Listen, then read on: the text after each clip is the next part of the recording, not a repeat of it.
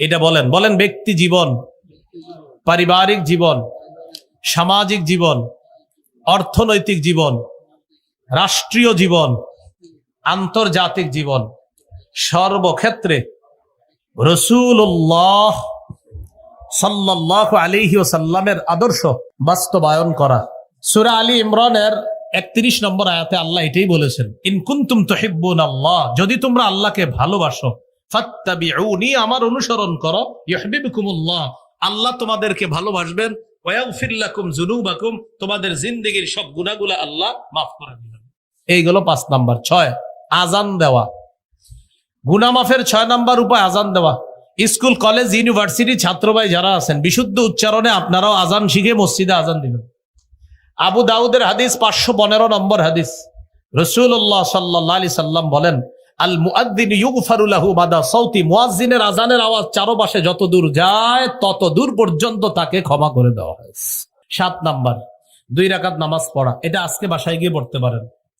আবু দাউদের 1521 নম্বর হাদিস, রাসূলুল্লাহ সাল্লাল্লাহু আলাইহি সাল্লাম বলেন, মা মিন আবদিন ইউযনিবু যামবা ফায়ুহসিনুত তুহুর ফায়াকুমু ফায়ুসাল্লি রাকাতাইন ইল্লা গফারাল্লাহু লাহু যামবা। কোন ব্যক্তি গুনাহ হয়ে যাওয়ার পর ওযু করে 2 রাকাত নামাজ পড়লো, নামাজের সালাম ফিরাবে, আল্লাহ আমার পাপ হয়েছে অনেক, এই জন্য 2 রাকাত নামাজ পড়লাম, আল্লাহ পাক রব্বুল আলামিন তার জিন্দেগীর সমস্ত গুনাহগুলো মাফ করে দেয়। কত গেল? 7। 8 নাম্বার, 5 ওয়াক্ত নামাজ পড়া।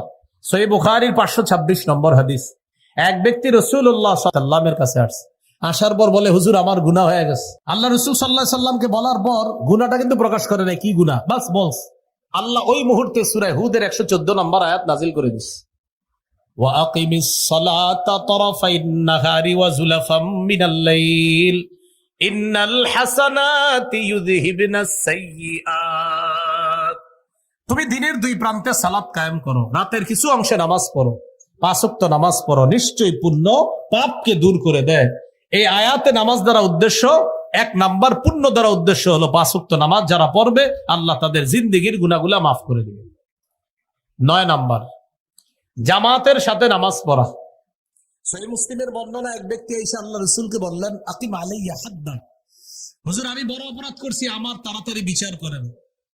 রাসূলুল্লাহ সাল্লাল্লাহু আলাইহি সাল্লাম ওই মুহূর্তে জামাতের সময় হয়ে যাওয়ায় আল্লাহ রাসূল নামাজ পড়াইলেন। নামাজের পর ওই ব্যক্তি বললেন, হুজুর আমার বিষয়টা। আল্লাহ রাসূল বললেন, আহাদারতাস সালাতা মাআনা, আমাদের সাথে তুমি জামাতে নামাজ পড়েছো? তিনি বললেন, হ্যাঁ। আল্লাহ রাসূল সাল্লাল্লাহু আলাইহি সাল্লাম বললেন, জামাতে নামাজ পড়ার কারণে গুফিরাত লাক, তোমাকে ক্ষমা করে দেওয়া হয়েছে। 10 নাম্বার, গুনাহ হয়ে গেলে একটা ভালো কাজ করে ফেলা সাথে সাথে। তিরমিজির বর্ণনা, রাসূলুল্লাহ সাল্লাল্লাহু আলাইহি সাল্লাম বলেন, আতবিইস সাইয়্যাতাল হাসানা তামহুহা, কখনো কোনো গুনাহ হয়ে গেলে একটা ভালো কাজ করে ফেলা, যেন তোমার ওই ভালো কাজটা পাপ কাজকে মিটিয়ে দেয়। এই বয়ানে বদ হজম করা যাবে না। বদ হজম কাকে বলে? যেমন আমি বললাম গুনাহ হয়ে গেলে একটা ভালো কাজ করা, এখন এখান থেকে যাওয়ার পরে আপনারা নিয়ত করলেন আজকে থেকে একটা গুনাহ করবো, ভালো কাজ করবো, গুনাহ করবো, ভালো কাজ করবো, এটা হবে বদ হজম। ওয়াজেব কি হবে? বদ হজম। আমি কি বলছি গুনাহ করলে না হইলে? বলেন, গুনাহ করলে না হইলে? তাহলে 10 নাম্বার, গুনাহ হইলে। মুসলমান গুনাহ করে না, মুসলমানের গুনাহ হয়। আবার বলছি, মুসলমান গুনাহ করতে পারে না, মুসলমানের কখনো শয়তানের ধোঁকায় গুনাহ হয়ে যেতে পারে। তো কখনো যদি গুনাহ হয়ে যায়, সাথে সাথে একটা ভালো কাজ করা।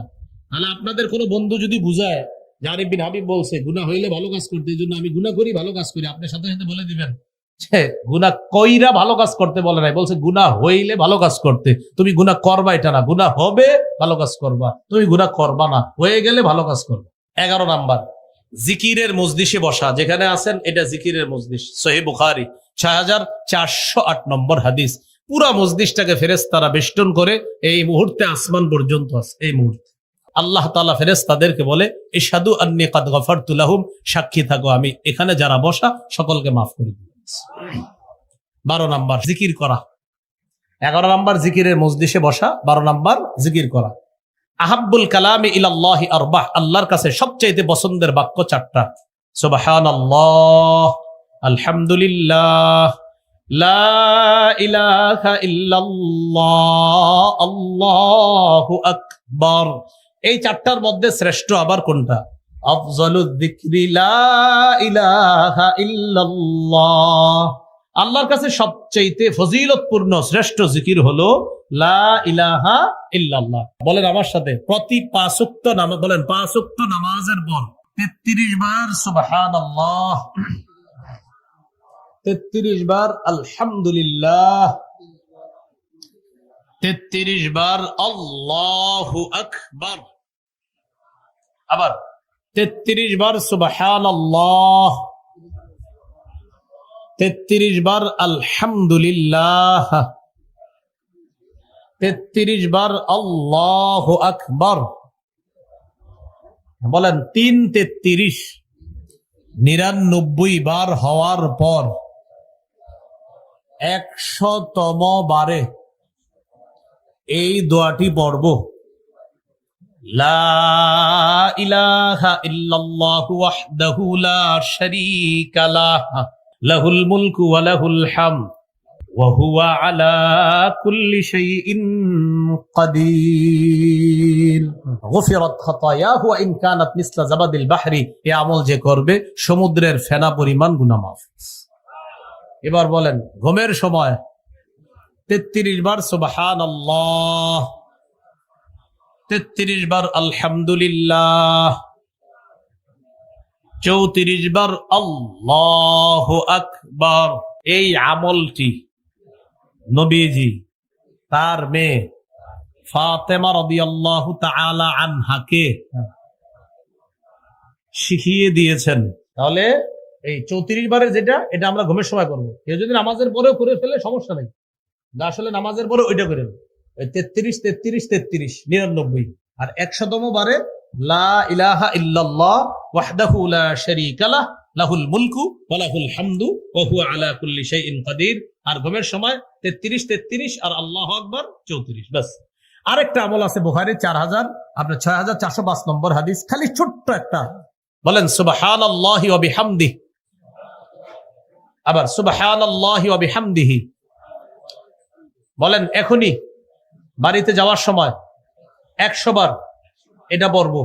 বলেন সুবহানাল্লাহি ওয়া বিহামদিহি, আবার বলেন, আবার আবার আবার আবার। আমার 7 বার হয়েছে, আপনাদেরও 7 বার হয়েছে, 93 বার বাকি আছে। এই 93 বার পড়ে নেবেন, 7 আর 93 100। আল্লাহ রসুল বলেন সমুদ্রের ফেনা পরিমাণ গুনাহ মাফ।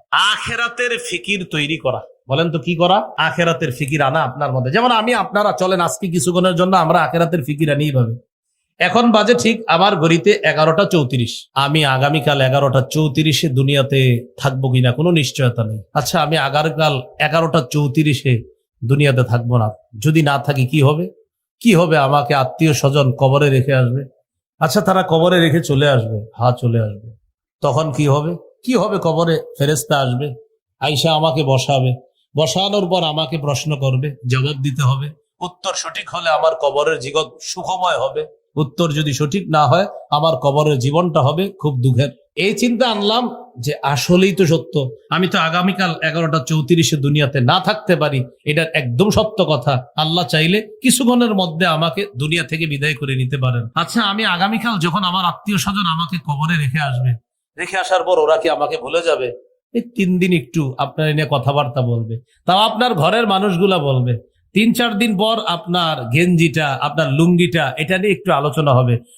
এই 3-4-5-7 দিনের মধ্যে আপনার ঘরের লোকেরা সবাই যার যার কাজে লেগে যাবে। 1 বছর পরে হয়তো আপনার একটু মনে করবে, ওই দিন মারা গেছিল। এর মাঝে কোথায় আপনি, কিসের আরিফ বিন হাবিব ছিলেন না ছিলেন কেউ মনেও করবে না। খালাস, আপনি নাই, শেষ আপনি। এখন আমাদের জীবন, তুমি কিছু টাকা কামাই করছিলে, এগুলা কোথায় কোথায়? এগুলো দুনিয়াতে রাখছো, এগুলো নিয়ে ঝগড়া চলতেছে, তুমি কবর। এগুলো আখিরাতের ফিকির তৈরি করা। রাসূলুল্লাহ সাল্লাল্লাহু আলাইহি সাল্লাম বলেন, আচ্ছা সাহাবীরা বলো তো, তোমাদের কাছে ওয়ারিসের সম্পদ বেশি প্রিয় না তোমাদের সম্পদ বেশি প্রিয়? বুঝেন, ওয়ারিসের সম্পদ আর আমার সম্পদ কোনটা বেশি প্রিয়? সাহাবীরা বললেন, হুজুর প্রত্যেকের কাছে নিজের সম্পদই বেশি প্রিয়, কারণ ওয়ারিস তো হবে সে মারা যাওয়ার পরে, মারা যাওয়ার আগে তো ওয়ারিস হয় না, অতএব আমাদের সম্পদ আমাদের কাছে প্রিয়। নবীজি বললেন, আসলে প্রিয়? সাহাবীরা বললেন, হ্যাঁ। নবী বললেন, তাহলে সম্পদ ভালোভাবে কামাই করো নিজেরটা। এবার আল্লাহ রসুল বললেন, তোমার সম্পদ হলো আমল, ওয়ারিসের সম্পদ হলো তোমার মাল। নবী বললেন তোমার সম্পদ আমল, তোমরাই বলছো তোমাদের কাছে নিজেদের সম্পদ প্রিয়, তোমাদের সম্পদ হলো আমল, ওয়ারিসের সম্পদ হলো তোমার মাল, আর তোমরাই বলছো তোমাদের সম্পদ বেশি প্রিয়, অতএব আমলটাই যেন বেশি প্রিয় হয়, কারণ কবরে তোমার সাথে আমল যাবে, মাল যাবে না, মাল ওয়ারিস পাবে, আর তোমরা বলছো ওয়ারিসের সম্পদের চেয়ে তোমাদেরটা বেশি প্রিয়, যেহেতু বেশি প্রিয় তো প্রিয় আমলটা বাড়ায় দাও, এটাই তোমাদের সম্পদ, আর যেটা কামাই করতেছো এটা ওয়ারিসের সম্পদ। এই হলো আখেরাতের ফিকির তৈরি করা। এইভাবে করতে পারবো তো ইনশাআল্লাহ? আরো এইভাবে চিন্তা করতে পারেন। আচ্ছা, এখানে যারা আপনারা আছেন, মনে করেন আমরা জেনে ফেললাম যে আগামী 24 ঘন্টার মধ্যে মৃত্যু হবে, ডাক্তার জানাইছে ক্যান্সারের রোগী 24 ঘন্টার মধ্যে মৃত্যু হয়ে যেতে পারে, শরীর ড্যামেজ হয়ে যাবে, আস্তে আস্তে আপনি মৃত্যুবরণ করবেন, সর্বোচ্চ 24 ঘন্টা বেঁচে থাকতে পারেন, আমাদের কাছে এটা মনে হচ্ছে, বাকিটা আল্লাহ জানে, এটা ডাক্তার বলে দিলেন। তার এই 24টা ঘন্টা কেমন কাটবে বলেন তো? এই এলাকার সব মানুষ যদি ওরে গালি দেয় কিচ্ছু বলবে না, পাল্টা দাও আরো গালি দেয়, চুপচাপ থাকবে, হাসি মুখে বরণ করে নেবে, কারণ আমি তো থাকবো না, ওরা আমারে গালি দিলে কি হবে? বাবা অনেক ধমকাবে, আব্বা আরো ধমকান, মা অনেক ধমকাবে, আম্মা শেষবারের মতো ধমকায় নেন, মনে মনে বলবে না কাউকে। তাহলে আপনি একটু চিন্তা করেন, এইভাবে বাস্তব বিষয় হলো আমরা মৃত্যুটাকে স্মরণ না করার কারণে আমাদের দ্বারা ভয়ঙ্কর ভয়ঙ্কর পাপ হয়ে যায়। তো বাস্তব কথা হলো একটু পরে যে আমার মৃত্যু হবে না এটার কোনো নিশ্চয়তা নাই, রব তো বলেই দিয়েছেন যে কোনো সময় মৃত্যু হবে, অতএব আমার প্রত্যেকটা মুহূর্ত প্রস্তুত থাকা উচিত, একটু পরে কিন্তু আমি থাকবো না। তাহলে এখন কোন নামাজে? আমি জোহর নামাজে আছি, আচ্ছা আমার জীবনের শেষ জোহর হতে পারে এটা, হ্যাঁ। আমি আসরে আছি, আচ্ছা আমার জীবনের শেষ আসর হতে পারে, মাগরিব পর্যন্ত বেঁচে গেলাম, ও আচ্ছা আমার জীবনের শেষ মাগরিব হতে পারে এটা, এশা পর্যন্ত বেঁচে গেলাম, আমার জীবনের শেষ এশার নামাজ হতে পারে এটা, ফজর পর্যন্ত আমি বেঁচে গেলাম, আমার জীবনের শেষ ফজরের নামাজ হতে পারে এটা। এইভাবে আখিরাতের ফিকির একটা দিন তৈরি করে দেখেন আপনি, আমি তো বলছি আপনার জীবনের শ্রেষ্ঠ দিন এটাই হবে, দেখবেন গুনাহ করাতে মন চাইবে না, আপনার ভিতরে অন্য ধরনের মানসিকতা তৈরি হয়ে যাবে, আপনার দ্বারা গুনাহ সহজে হবে না, কারণ আপনার ভিতরে টেনশন, আচ্ছা বাস্তবই আমি কালকে মারা গেলে শেষ, এই মুহূর্তে আমি থাকবো না, আমার সবাই কবর দিয়ে দিবে, আমার এই গুনাহের কত মোবাইল ইত্যাদি সব যাবে না, না সব দুনিয়াতে থাকবে, টেনশনটা আনেন না আপনি। দেখেন একদিনের জন্য আপনার জীবন কত সুন্দর হয়। সূরা নিসার 131 নম্বর আয়াতে আল্লাহ বলেন, ইন তাজতানিবু কাবাইরা মা তুনহাউনা আন নুকাফির আনকুম সাইয়্যাতিকুম ওয়া নুদখিলকুম মুদখালান কারীমা। যদি তোমরা কবিরা গুনাহ থেকে বাঁচো, আমি আল্লাহ তোমাদের সগীরা গুনাহগুলা মাফ করে দিব, মৃত্যুর পর সম্মানের জায়গা জান্নাতে তোমাদেরকে প্রবেশ করাবো। এ হলো 3 নাম্বার কথা, কবিরা গুনাহ থেকে যদি বাঁচতে পারি আমাদের সগীরা গুনাহ আল্লাহ মাফ করে দিবেন। আল্লাহ আমাদের সকলকে প্রতিনিয়ত কবিরা গুনাহগুলা থেকে বেঁচে থাকার তৌফিক দান করেন। হারাম কাজ নিষিদ্ধ কাজ থেকে যারা বাঁচতে পারে, আমরা আমাদের দুইজনের মধ্যে একজন নফল ইবাদত বেশি করে, পাশাপাশি তিনি হারাম কাজও করে, আরেকজন নফল ইবাদত কম করে কিন্তু তিনি হারাম কাজ করে না, নিষিদ্ধ কোনো কাজ করে না, কথা বলে না, এই হারাম থেকে যে বেঁচে থাকে, রাসূলুল্লাহ সাল্লাল্লাহু আলাইহি সাল্লাম বলেন এই ব্যক্তি মানুষের মধ্যে আল্লাহর কাছে সবচাইতে শ্রেষ্ঠ আবেদ হিসাবে গণ্য হয়ে যায়। তিরমিজির হাদিস 2305 নম্বর হাদিস। এই হাদিসের বর্ণনাকারী আবু হুরায়রা রাদিয়াল্লাহু তাআলা আনহু তিনি বলেন, রাসূলুল্লাহ সাল্লাল্লাহু আলাইহি ওয়াসাল্লাম বলেছেন, মাইয়াখুযু আন্নী হাউলাইল কালিমাত ফায়া'মালু বিহিন্না আও ইউআল্লিমু মান ইয়া'মালু বিহিন্না। তোমাদের মধ্যে কে আছো যে আমার এই কথাগুলা শুনবা, গ্রহণ করবা, নিজে আমল করবা, অন্যদেরকে শিখিয়ে দিবা যারা আমল করবে। হাদিসটি আমি আবার বলছি, রাসূলুল্লাহ সাল্লাল্লাহু আলাইহি সাল্লাম একদিন বললেন, তোমাদের মধ্যে কে আছে এমন, আমি এখন কিছু কথা বলবো, এই কথাগুলা সে গ্রহণ করবে, নিজে আমল করবে, অন্যকে শিখিয়ে দিবে যারা আমল করবে, এমন কে আছে? فقال أبو هريرة رضي الله تعالى عنه أنا يا رسول الله। আবু হুরায়রা রাদিয়াল্লাহু তাআলা আনহু বললেন, হুজুর আমি আছি, আমি আপনার কথা শুনবো, গ্রহণ করব, নিজে আমল করব, অন্যদেরকে শিখিয়ে দিব তারা যেন আমল করে। রাসূলুল্লাহ সাল্লাল্লাহু আলাইহি সাল্লামের এই হাদিসটি আপনারা এখন যারা শুনবেন, আপনাদেরও এই ওয়াদা করতে হবে যে এখন আপনারা এটা শুনবেন, গ্রহণ করবেন, আমল করবেন, অন্যকে শিখাবেন যারা আমল করবে, তাহলে এই হাদিস আমি বলতে পারি। কারণ এই হাদিস বলার আগে শর্ত হলো এটা যে শ্রোতা ওয়াদা করবে যে আমি সবগুলা শুনবো, শোনার পর নিজে আমল করব, অন্যকে শিখাবো তারা যেন আমল করবে। তাহলে আমরা ইনশাল্লাহ আশাবাদী আমরা আমল করব। তো কোন সাহাবী রাজি হয়ে গেলেন কথা গ্রহণ করার জন্য? আবু হুরায়রা রাদিয়াল্লাহু। রাসূলুল্লাহ সাল্লাল্লাহু আলাইহি সাল্লামের এক আজীব ছাত্র আবু হুরায়রা রাদিয়াল্লাহু তাআলা মাত্র 3 বছর আল্লাহ রাসূল সাল্লাল্লাহু আলাইহি সাল্লামকে পেয়েছেন। এই 3 বছরে আল্লাহ রাসূলের এত বেশি সোহবত লাভ করেছেন, সান্নিধ্য লাভ করেছেন। 3 বছর ছাত্র হিসাবে আল্লাহ রাসূলের ছাত্রদের মধ্যে শ্রেষ্ঠ ছাত্রদের একজনের মর্যাদা তিনি লাভ করছেন। কয় বছর মাত্র? তাহলে ওনার চেয়ে বড় বড় কত সাহাবী আরো কত বছর নবীজিরে পেয়েছেন, তিনি 3 বছর আল্লাহ রাসূলের ছাত্র ছিলেন। শুরুর দিকে তার মেধা অতটা শার্প ছিল না। আবু হুরায়রা রাদিয়াল্লাহু তাআলা এই হাদিসটা বলার পরে আপনাদেরকে ওইটা শোনাইতেছি যেটাতে নবী বলছে কে আছে আমার কথা গ্রহণ করবে, এটা শোনাইতেছি। এর আগে আরেকটা হাদিস শোনাই, বুখারীর বর্ণনা 119 নম্বর হাদিস। আবু হুরায়রা রাদিয়াল্লাহু তাআলা একদিন রাসূলুল্লাহ সাল্লাল্লাহু আলাইহি সাল্লামকে বললেন, সামি'তু মিনকা হাদিসান কাসীরা ফাআনসা। হুজুর আমি আপনার কাছ থেকে অনেক হাদিস শুনি কিন্তু হাদিসগুলো আমি ভুলে যাই। فقال رسول الله صلى الله عليه وسلم ابسط رداءك। রাসূলুল্লাহ সাল্লাল্লাহু আলাইহি সাল্লাম বললেন তুমি তোমার চাদরটা বিছিয়ে দাও। ফাবাসাততুহু, আমি আমার চাদরটা বিছিয়ে দিলাম। চাদর বিছানোর পর রাসূলুল্লাহ সাল্লাল্লাহু আলাইহি সাল্লাম গরফা বিয়াদাই, চাদরের মধ্যে এইভাবে 2 হাত দিয়ে কি যেন ঢাইলা দিলেন। হাত কিন্তু ফাঁকা, এরকম করলেন চাদরে। এবার নবী বললেন আবু হুরায়রা চাদরটা পেঁচাও। সাহাবী আবু হুরায়রা রাদিয়াল্লাহু তাআলা চাদর পেঁচাইলেন। চাদর পেঁচানোর পর রাসূলুল্লাহ সাল্লাল্লাহু আলাইহি সাল্লাম বললেন চাদর নিজের সাথে লাগাও। আবু হুরায়রা রাদিয়াল্লাহু তাআলা ওই চাদরটা নিজের সাথে লাগাইলেন। তিনি বলেন ফাযামানতুহু, আমি চাদরটা আমার সাথে লাগাইলাম, ইলা সাদরি, আমার বুকের সাথে। বুকের সাথে এই শব্দটা সরাসরি হাদিসে নাই।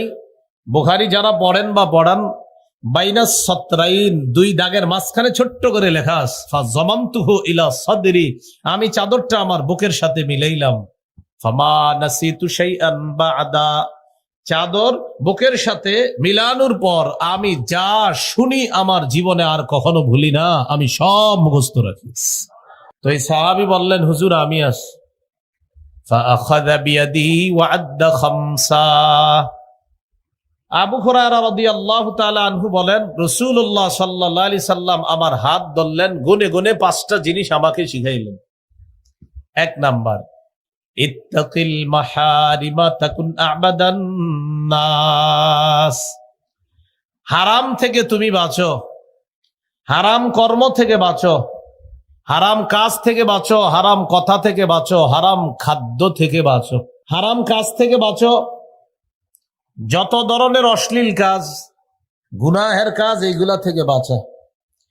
হারাম খাদ্য থেকে বাঁচা, সুদ খাওয়া থেকে বাঁচা, ঘুষ খাওয়া থেকে বাঁচা, হারাম কথা থেকে বাঁচা, মিথ্যা কথা থেকে বাঁচাও। রাসূলুল্লাহ সাল্লাল্লাহু আলাইহি সাল্লাম বলেন তুমি হারাম থেকে বাঁচো, মানুষের মধ্যে সবচাইতে শ্রেষ্ঠ আবেদ হয়ে যাবা, আল্লাহর শ্রেষ্ঠ ইবাদত গুজার বান্দা হয়ে যাবে। হারাম থেকে বাঁচো। আমি এখানে যারা আছেন আপনাদেরকে যদি বলি কারা কারা আগামী 24 ঘন্টায় 100 রাকাত নফল নামাজ পড়ে একটা মোটরসাইকেল উপহার নেবেন, আশা করি সবার হাত উঠবে যে 24 ঘন্টায় 100 রাকাত নফল নামাজ পড়া এটা কোনো ব্যাপার না।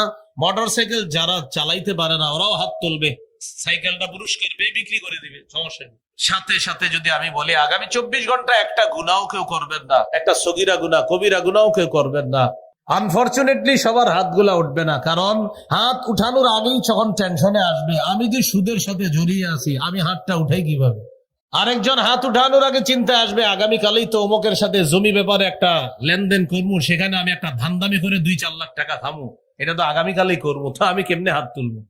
এইভাবে অনেকগুলা হাত উঠবে না কেন? প্রত্যেকের টেনশনে এসে যাবে যে আমি যদিও 5 ওয়াক্ত নামাজ পড়ি, আমি ইবাদত বন্দেগী করি, কিন্তু আমি তো অসংখ্য অগণিত পাপের মধ্যে অলরেডি জড়িয়ে আছি, আমি কিভাবে হাত তুলবো যে 24 ঘন্টা গুনাহ করবো না? তাহলে 24 ঘন্টা নফল ইবাদত কেউ করবে, হাজারো মানুষের হাত উঠে যাবে। আর যদি বলেন 24 ঘন্টা গুনাহমুক্ত থাকতে হবে, তাহলে দেখবেন অসংখ্য অগণিত হাত উঠতে কষ্ট হচ্ছে, কারণ এই লোক সুদ খায়, এই লোক ঘুষ খায়, এই লোক অন্যায়ের মধ্যে জড়িয়ে আছে, কিভাবে হাতটা উঠাবে? এই জন্য হাত উঠানো বড় মুশকিল যে গুনাহ করব না। রাসূলুল্লাহ সাল্লাল্লাহু আলাইহি সাল্লাম বলেন, ইত্তাকিল মাহারিমা তাকুন আবাদান নাস, হারাম থেকে বাঁচো, মানুষের মধ্যে সবচাইতে শ্রেষ্ঠ আবেদ হয়ে যাবা। কারণ হারাম থেকে বাঁচা বড় কঠিন, বড় মুশকিল। আর কেউ যদি এই মুশকিল কাজটা করতে পারে, আল্লাহর খাতায় সে শ্রেষ্ঠ আবেদ হিসাবে গণ্য হয়ে যাবে। 2 নাম্বার, ওয়ারদ বিমা কাসামাল্লাহু লাকা তাকুন আগনান নাস, আল্লাহ তোমার জন্য যা ফয়সালা করেছেন এতে তুমি খুশি থাকো, মানুষের মধ্যে সবচাইতে স্বনির্ভর বান্দা হয়ে যাবা, সবচাইতে ধনী মানুষ হয়ে যাবা। আল্লাহ যা ফয়সালা করেছেন এটা মেনে নাও, তুমি সবচেয়ে ধনী মানুষ হয়ে যাবা। 3 নাম্বার, ওয়া আহসিন ইলা জারিকা তাকুন মুমিনা, তুমি প্রতিবেশীর সাথে উত্তম আচরণ করো, খাঁটি মুমিন হয়ে যাবা। আমি গাড়ি থেকে নামার পর এখানে যারা যারা আমারে দেখছে সবাই মোটামুটি সালাম দিস, অনেকে এখান থেকে উঠাও সালাম দিছে, অনেক মুরব্বীরা। কিন্তু এখানে অনেকে আছেন যারা গত 10 বছর আপনার প্রতিবেশীর সালাম দেন নাই। হুজুরে আসছে, হুজুরে সবাই সালাম দিতেছে, প্রতিবেশীকে 10 বছর 5 বছর হয়ে গেছে সালাম দেন না। এর কি সালাম দেবো? এত আমগো পাশের ঘরে আব্দুর রহিম, আমাদের পাশের ঘরেই থাকে ইউসুফ মিয়া, এরে কি সালাম দেবো? আব্দুর রহিম ভাই, ওটা তো আমাকে, আমার ভাতিজা লাগে, আপনি ভাতিজা সালাম দিবেন না? আহা, তো আমার ঘরের পাশেই থাকে, তো সালাম দিছেন, আমার ভাতিজা তো সালাম দেয় না। অথচ রাসূলুল্লাহ সাল্লাল্লাহু আলাইহি সাল্লাম বলেন, প্রতিবেশীর হক আদায় করো, প্রতিনিয়ত সালামের মাধ্যমে হলেও প্রতিবেশীর হক আদায় করো। রাসূলুল্লাহ সাল্লাল্লাহু আলাইহি ওয়াসাল্লাম প্রতিবেশীর ব্যাপারে বলেন, জিবরিল আমিন আমাকে প্রতিবেশীর ব্যাপারে এত বেশি ওয়াজ করছে, নসিহত করছে, হাত্তা যারানতু আন্নাহু সাইওয়ারিসুহু, আমি চিন্তিত হয়ে গেলাম, না জানি কখন জিবরিল আমিন এসে বলে পড়ে আমাকে এই কথা বলে ফেলে যে এখন থেকে প্রতিবেশীকে মিরাজ দিতে হবে। এটা বলে নাই, বাকি আমি টেনশনে পড়ে গেলাম, না জানি জিবরিল আমিন এসে আমাকে এটা বলে ফেলে যে প্রতিবেশীকে মিরাজ দিতে হবে। এত বেশি প্রতিবেশীর কথা আমাকে জিবরিল আমিন বলছে। এই জন্য রাসূলুল্লাহ সাল্লাল্লাহু আলাইহি সাল্লাম বলেন, গোস্ত যখন রান্না করো ঝোল বাড়ায়া রান্না করো। কেন? প্রতিবেশীর নাকে তোমার গোস্তের ঘ্রাণ যাবে, আমার একজন উম্মত গোস্তের ঝোলের ঘ্রাণ পাবে আর গোস্ত না খেয়ে কষ্ট পাবে। আমি নবী তো এটা সহ্য করতে পারি না, ঝোলটা একটু বাড়ায়া দাও। গোস্ত যদি না পাঠাইতে পারো অন্তত ঝোল পাঠায়া দিও, যেন ঝোল দিয়ে ভিজিয়ে ভাত রুটিটা খাইতে পারে, তুমি ঝোল পাঠায়া দিও। আর যদি বলো পাঠাবা না, তাহলে এমন ভাবে তুমি ইলিশ মাছ আর গরুর গোস্ত রান্না করো যেন গ্রান বাহিরে না যায়, লুকিয়ে লুকিয়ে খাও। তো আমার উম্মত তোমার গ্রান নিবে আর সে খাবে না, এটা তো আমি তোমাকে বলতে পারি না, তুমি ঝোল বাড়াও, আমার উম্মতকে কষ্ট দিও না। আব্দুল্লাহ ইবনে ওমর রাদিয়াল্লাহু তাআলা আনহুমার বর্ণনা দেখেন, কেউ যদি ফল কিনে ঘরে আসে, প্রতিবেশীর বাচ্চা ফলটা দেখছে, আপনি বাসায় আসার পর ফল কেটে আপনার বাচ্চার হাতে ফলটার একটা টুকরা দিয়ে দিলেন, বাচ্চা ফল নিয়ে বাহিরে গেছে দৌড়ায় দৌড়ায়। সাধারণত বাচ্চাদের হাতে ফল টল কিছু দিলে দৌড়ায় বাহিরে চলে যায়। আরেকজনের বাচ্চা আপনার বাচ্চার হাতে ফল দেখা কষ্ট পায়, ওর বাবা ফল আনছে, আমার আব্বা আনে নাই। আল্লাহ রসুল এটা বরদাস্ত করে না। আমার কোন উম্মতের শিশু সন্তান তোমার শিশু সন্তানের হাতে ফল দেখে না খেয়ে কষ্ট পাবে, এটা তো আমি নবী তোমাকে অনুমতি দিতে পারি না। হয়তো ফল লুকিয়ে লুকিয়ে খাও, আর যদি অন্যদেরকে দেখায় তুমি ফল ঘরে নাও, ফল প্রতিবেশীর জন্য পাঠাও। তাই তরমুজটা কিনে যখন ঘরে নিবেন হয়তো কালো ব্যাগ দিয়ে নেন যেন কেউ না দেখে, আর যদি দেখায় নেন তাহলে পাঠায় দেন। তো এই জন্য রাসূলুল্লাহ সাল্লাল্লাহু আলাইহি সাল্লাম বলেন, আহসিন ইলা জারিকা তাকুন মুমিনা, প্রতিবেশীর সাথে উত্তম আচরণ করো, খাঁটি মুমিন হয়ে যাওয়া। এ হলো 3 নাম্বার। এই যে বিল্ডিং বানাই আমরা, বিল্ডিং, এক হাদিসের মধ্যে আসছে বিল্ডিং যারা বানাবে পাশের প্রতিবেশী যে আছে তার কাছে একটু বলে নিবে, ভাইজান আমি একটু বড় অট্টালিকা বানাবো, 2-3-4 তলা হবে, এটা আমি বানাবো, আপনি একটু মহব্বতের সাথে একটু খুশি থাকেন, আমি যে বিল্ডিংটা বানাবো। উনি বলবে আপনার জায়গায় আপনি বিল্ডিং বানাবেন, এতে আমার কি? তখন বলে দিবেন হাদিসে আসছে আমার বিল্ডিং এ আপনার বাতাস বন্ধ হবে, আল্লাহ রসুলের কোন উম্মতের বাতাস বন্ধ হবে, এটা নবী নিষেধ করছেন, এই জন্য আপনার কাছে বলে দিলাম। প্রতিবেশীর হক আদায় করা, এটা 3 নাম্বার। 4 নাম্বার, ওয়াহিব্বা লিন্নাস মা তুহিব্বু লিনাফসিকা তাকুন মুসলিমা। তুমি মানুষের জন্য সেটাই পছন্দ করো যা নিজের জন্য পছন্দ করো, খাঁটি মুসলমান হয়ে যাবা। তুমি নিজের জন্য যা পছন্দ করো, মানুষের জন্য তা পছন্দ করো, খাঁটি মুসলমান হয়ে যাবা। আপনি রাস্তা দিয়ে হাঁটতেছেন, হাঁটতে হাঁটতে হঠাৎ একটা কলার সিল্কা আপনার পায়ে লাগলো, আপনি পিছলে পড়ে গেলেন, উপরে তাকায় দেখেন একটা জানালা খোলা, আপনার মাথায় আসলো নিশ্চিত এই জানালা থেকে কেউ কলা খেয়ে সিল্কাটা রাস্তায় ফেলেছে। আচ্ছা, এমনও তো হতে পারে কোন পথচারী কলা খাইতে খাইতে এখানে ফেলে দিছে, আপনি সন্দেহ করলেন এই বাড়িওয়ালাকে, সন্দেহ করার পর কলার সিল্কাটা বাড়ির দরজায় নিয়ে রেখে দিলেন। কেন? এই বাসার কয়েকজন এটার মধ্যে পিছল খাক, তারপর বুঝুক যে কলার সিল্কার মধ্যে পিছলে পড়ে যাওয়াটা কতটা কষ্টকর। আল্লাহ রসুলের হাদিস দ্বারা বোঝা যায় আপনি মুসলমানের পরিচয় দিলেন না এই কাজটা করে। পায়ের মধ্যে ইটের টুকরা লাগছে, ছাদে তাকায় দেখে এক বাসায় কাজ হইতেছে, টেনশন, এই বাসার থেকে ইটের টুকরাটা পড়ছে, আচ্ছা আমার পায়ে পড়ছে না, এখন ইটের টুকরা সুন্দর মতো নিয়ে দরজায় রেখে দিচ্ছে, যেন ওই বাড়ির মানুষগুলার পায়ের মধ্যে ইটের টুকরা বিদ্ধ হয়ে তারা কষ্ট পায়। অথচ রাসূলুল্লাহ সাল্লাল্লাহু আলাইহি সাল্লাম বলেন, সহিহ বুখারীর বর্ণনা, কোন মুসলমান রাস্তা থেকে কষ্টদায়ক বস্তু যদি এই নিয়তে সরিয়ে দেয়, আমার কোন মুসলমান ভাই বোন যেন কষ্ট না পায়, গফারাল্লাহু লাহু মা তাকদ্দামা মিন যামবি, আল্লাহ তার আগের সব গুনাহ মাফ করে দেয়। তো 4 নাম্বার, ওয়া আহিব্বা লিন্নাস মা তুহিব্বু লিনাফসিকা তাকুন মুসলিমা। নিজের জন্য যা পছন্দ করো, মানুষের জন্য সেটা পছন্দ করবা, খাঁটি মুসলমান হয়ে যাবা। 5 নাম্বার, ওয়ালা তুকসিরিদ দিহকা ফাইন্না কাসরাতাদ দিহকি তুমিতুল কলবা। বেশি হাসবা না, বেশি হাসি অন্তরকে মৃত বানিয়ে দেয়। আমি 5টা আবার বলি আপনাদেরকে। 1 নাম্বার, হারাম থেকে বাঁচো, শ্রেষ্ঠ আবেদ হয়ে যাবা। 2 নাম্বার, আল্লাহ তোমার জন্য যা ফায়সালা করেছেন, বরাদ্দ করেছেন, খুশি থাকো, শ্রেষ্ঠ ধনী হয়ে যাবা। 3 নাম্বার, প্রতিবেশীর সাথে উত্তম আচরণ করো, খাঁটি মুমিন হয়ে যাবা। 4 নাম্বার, নিজের জন্য যা পছন্দ করো, অপরের জন্য সেটা পছন্দ করবা, খাঁটি মুসলমান হয়ে যাবা। 5 নাম্বার, বেশি হাসবা না, বেশি হাসি অন্তর মৃত বানিয়ে দেয়। আল্লাহ আমাদেরকে এই গুরুত্বপূর্ণ 5টা নসিহত আমরা গ্রহণ করে যেন আমল করতে পারি, আল্লাহ তৌফিক দান করে। বলেন, কখনো কোন পাপ হয়ে গেলে সবার কাছে বলে বেড়াবো না, প্রয়োজনে কোন আল্লাহওয়ালা বুজুর্গের কাছে বলবো, আত্মশুদ্ধির জন্য। সবার কাছে বলবো না। যদি সবার কাছে বলে বেড়ান, নবীজি বলেন আমার উম্মতের সকল পাপীকে আল্লাহ মাফ করবে, এটা আমার আশা, তারা তওবা করবে, মাফ করবে। তবে যারা পাপ প্রকাশ করে বলে বেড়ায় তাদেরকে আল্লাহ মাফ করবে না, এটা নবী বললেন। বুখারীর বর্ণনা, قال رسول الله صلى الله عليه وسلم كل امتي معافى الا المجاهرين। রাসূলুল্লাহ সাল্লাল্লাহু আলাইহি সাল্লাম বলেন, আমার উম্মতের সকলকে ক্ষমা করে দেওয়া হবে, তাদেরকে ক্ষমা করা হবে না যারা গুনাহ প্রকাশ করে। এবার আল্লাহ রাসূল বলেন গুনাহ কিভাবে প্রকাশ করে, দেখেন মিলে কিনা। নবী বলেন আমার উম্মতের অনেকে রাতের বেলা পাপ করে, সকাল হওয়ার পর তার এই পাপটার উপরে আল্লাহ একটা পর্দা ফেলে রাখছিলেন। ওয়াকাদ সাতারাহুল্লাহ, আল্লাহ তার এই পাপের উপরে একটা পর্দা ফেলে রাখছে, রাতে পাপ করছে। এখন সকালবেলা বন্ধুদের কাছে বলে বেড়ায়, আমিলতুল বারিহাতা কাযা ওয়া কাযা, আমি রাতে এই এই পাপ করছি, নাউজুবিল্লাহ। বন্ধুদের কাছে বলে বেড়ায় আমি কালকে এই নাটক দেখছি, এই সিনেমা, ফেসবুকে স্ট্যাটাস দেয় এই নাটকটার আমার এই অভিমত। ডিয়ার ফ্রেন্ডস, তোমাদের কি অভিমত? প্রত্যেকে তার অভিমত গুলা ব্যক্ত করো। কি সুন্দর ডিজিটাল পদ্ধতির গুনাহ। তো পাপ ফেসবুকে এখন বলে বেড়ায়। আমার বয়স্ক যারা আছেন, আমার বয়সী যারা ছোট বড় আছে, পায়ে ধরি হাতে ধরি, পাপ হয়ে গেলে ক্ষমা চান, এটা বলে বেড়ায় না।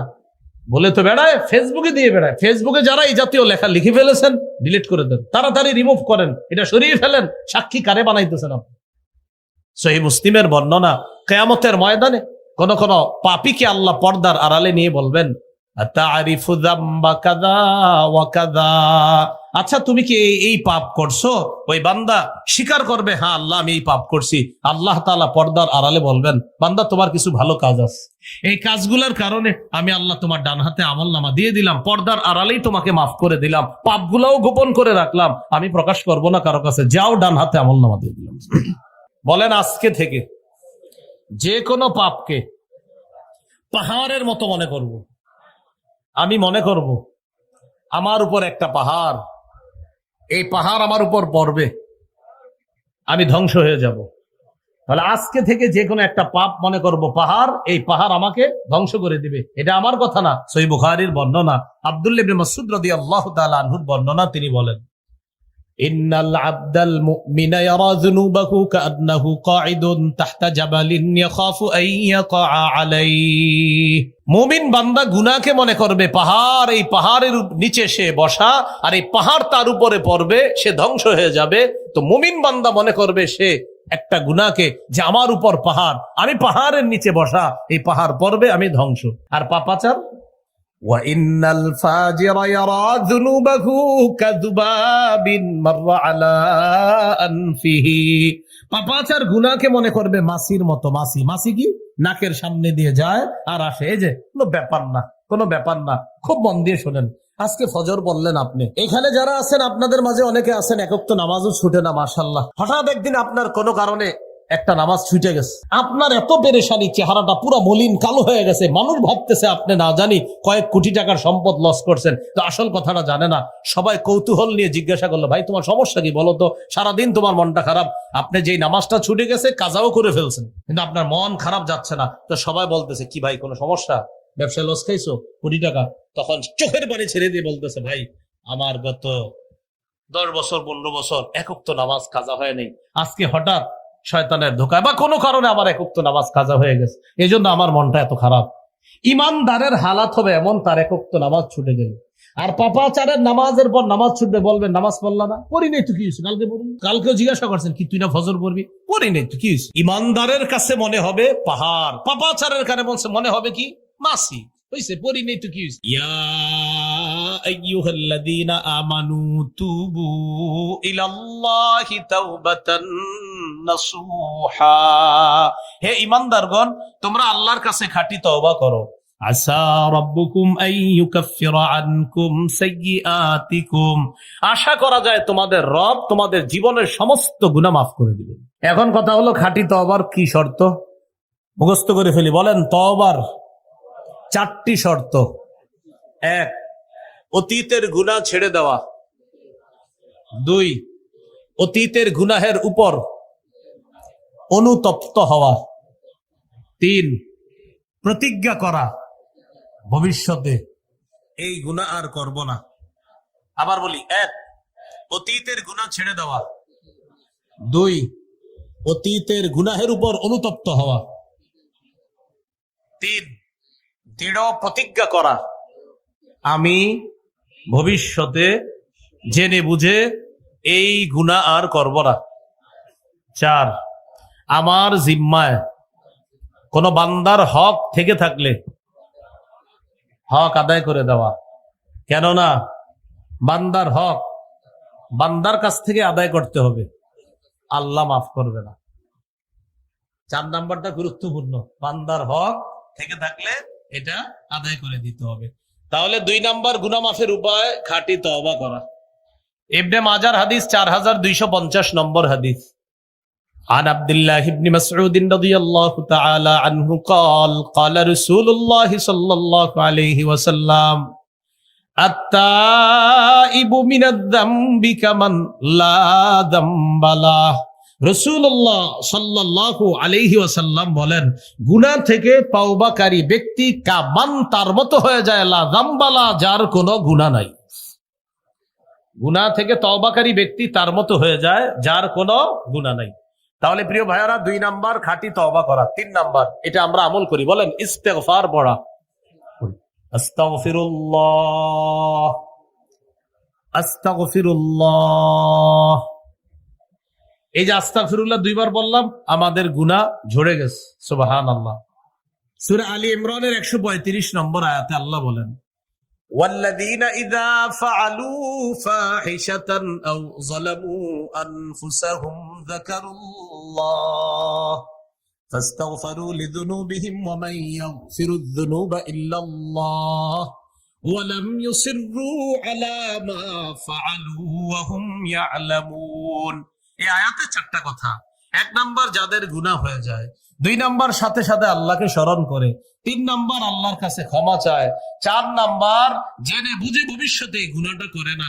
আল্লাহ বলেন, তো আমি আল্লাহ ছাড়া গুনাহ মাফ করার আছে কে? আমি তো মাফ করে দিব। তাহলে চারটা বিষয় আয়াতে জানলাম। গুনাহ হয়ে গেল, সাথে সাথে আল্লাহকে স্মরণ করলাম, সাথে সাথে ক্ষমা চাইলাম, সাথে সাথে এই নিয়ত করে ফেলবো আমি এটা আর করবো না। আল্লাহ বলেন, আমি আল্লাহ তোমার গুনাহগুলা মাফ করে দিব। তাহলে ইস্তেগফার পড়া 3 নাম্বার উপায়। 4 নাম্বার, এটা বললে মনে থাকবে, বলেন, ক্ষমা পাওয়ার আশায় বারবার আল্লাহর কাছে ক্ষমা চাওয়া। ক্ষমা পাওয়ার আশায় বারবার আল্লাহর কাছে ক্ষমা চাওয়া, এটা হলো 4 নাম্বার। আল্লাহ মাফ করেন, আল্লাহ মাফ করেন, আল্লাহ মাফ করে দেন, আল্লাহ মাফ করে দেন, আল্লাহ মাফ করে দেন, বারবার বলে আল্লাহ মাফ করে দেন, আল্লাহ দেন না, আল্লাহ মাফ করে দেন, আল্লাহ আমার চেয়ে এরকম পাপী আর কেউ নাই, আল্লাহ আপনি ছাড়া তো আমার যাওয়ার জায়গাও নাই। মাহবুব, দুনিয়ার মানুষ যদি আমার গুনাহ জানে, কেউ আমার পরিচয় দিবে না, আমার সন্তান আমাকে বাবা বলে পরিচয় দিবে না, আল্লাহ মাফ করে দেন না। এইভাবে বারবার বলেন। দুনিয়ার রাশি রাশি বালু পরিমাণ গুনাহ যদি হয়, আল্লাহ তাআলা বলেন, লা আতাইতুকা বিকরাবিহা মাগফিরা, আমি রাশি রাশি বালু পরিমাণ ক্ষমা নিয়ে তোমাকে ক্ষমা করে দেব। তিরমিজির হাদিস 3540 নম্বর হাদিস। এটা হাদিসে কুদসি। আল্লাহ তাআলা বলেন, ইয়া ইবনা আদম ইন্নাকা মা দাউতানি ওয়া রাজাউতানি গফারতু লাকা আলা মা কানা মিনকা ওয়ালা উবালি। হে আদম সন্তান, গুনাহ মাফের আশায় যতবার তুমি আমাকে ডাকো, আমি ততবার তোমার ডাকে সাড়া দেই, তোমাকে মাফ করে দিই। সহিহ মুসলিমের একটা হাদিস শোনায় আপনাদেরকে।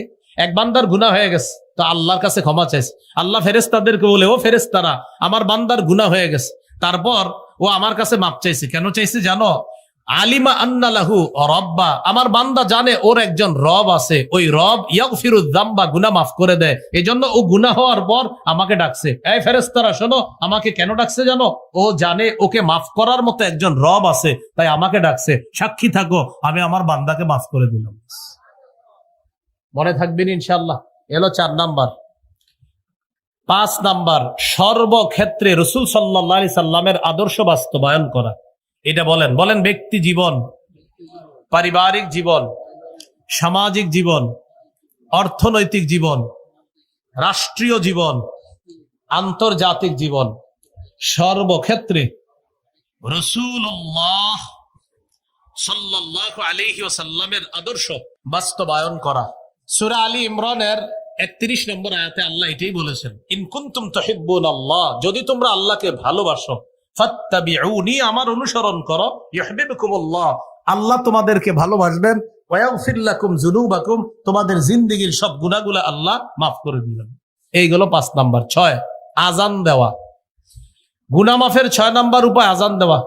স্কুল, কলেজ, ইউনিভার্সিটি ছাত্র ভাই যারা আছেন, বিশুদ্ধ উচ্চারণে আপনারাও আযান শিখে মসজিদে আযান দিবেন।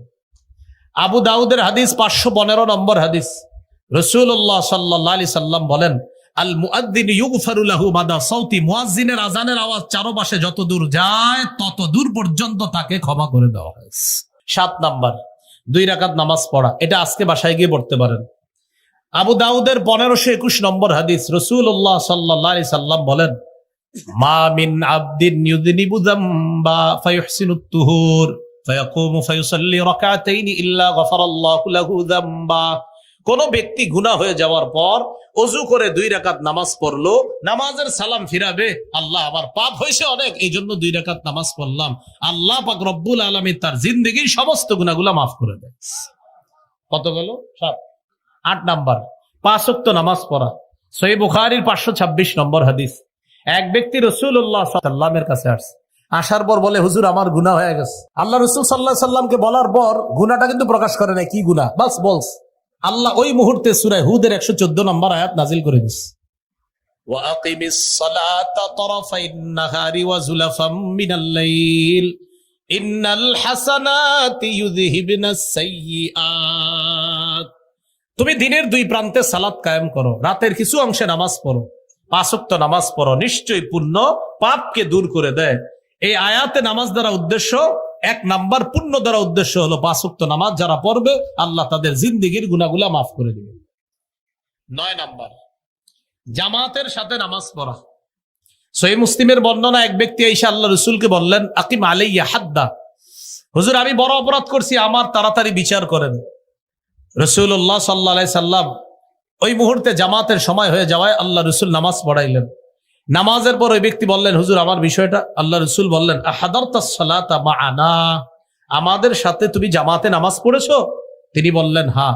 আল্লাহ রাসূল সাল্লাল্লাহু আলাইহি সাল্লাম বললেন, জামাতে নামাজ পড়ার কারণে গুফিরাত লাক, তোমাকে ক্ষমা করে দেওয়া হয়েছে। 10 নম্বর, গুনাহ হয়ে গেলে একটা ভালো কাজ করে ফেলার সাথে সাথে। তিরমিজির বর্ণনা, রাসূলুল্লাহ সাল্লাল্লাহু আলাইহি সাল্লাম বলেন, আতবিইস সাইয়্যাতাল হাসানা তামহুহা, কখনো কোনো গুনাহ হয়ে গেলে একটা ভালো কাজ করে ফেলা, যেন তোমার ওই ভালো কাজটা পাপ কাজকে মিটিয়ে দেয়। এই বয়ানে বদ হজম করা যাবে না। বদ হজম কাকে বলে? যেমন আমি বললাম গুনাহ হয়ে গেলে একটা ভালো কাজ করা, এখন এখান থেকে যাওয়ার পরে আপনারা নিয়ত করলেন আজকে থেকে একটা গুনাহ করবো, ভালো কাজ করবো, গুনাহ করবো, ভালো কাজ করবো, এটা হবে বদ হজম। ওয়াজেব কি হবে? বদ হজম। আমি কি বলছি গুনাহ করলে না হইলে? বলেন, গুনাহ করলে না হইলে? তাহলে 10 নাম্বার, গুনাহ হইলে। মুসলমান গুনাহ করে না, মুসলমানের গুনাহ হয়। আবার বলছি, মুসলমান গুনাহ করতে পারে না, মুসলমানের কখনো শয়তানের ধোকায় গুনাহ হয়ে যেতে পারে।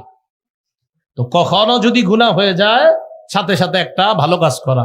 তাহলে আপনাদের কোনো বন্ধু যদি বুঝায় যে আরিফ বিন হাবিব বলছে গুনাহ হইলে ভালো কাজ করতে, এই জন্য আমি গুনাহ করি, ভালো কাজ করি, আপনি সাথে সাথে বলে দিবেন যে গুনাহ কইরা ভালো কাজ করতে বলে নাই, বলছে গুনাহ হইলে ভালো কাজ করতে। তুমি গুনাহ করবা এটা না, গুনাহ হবে ভালো কাজ করবা, তুমি গুনাহ করবা না, হয়ে গেলে ভালো কাজ করবা। 11 নাম্বার, জিকিরের মজলিসে বসা। যেখানে আছেন এটা জিকিরের মজলিস। সহিহ বুখারী 6408 নম্বর হাদিস।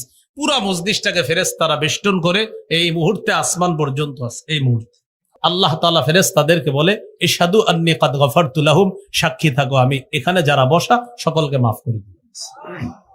12 নাম্বার, জিকির করা। 11 নাম্বার জিকিরের মজলিসে বসা, 12 নাম্বার জিকির করা। আহাব্বুল কালামি ইলাল্লাহি আরবাহ, আল্লাহর কাছে সবচেয়ে পছন্দের বাক্য 4টা। সুবহানাল্লাহ, আলহামদুলিল্লাহ, লা ইলাহা ইল্লাল্লাহ, আল্লাহু আকবার। এই 4টার মধ্যে শ্রেষ্ঠ আবার কোনটা? আফজালুয যিকরি লা ইলাহা ইল্লাল্লাহ।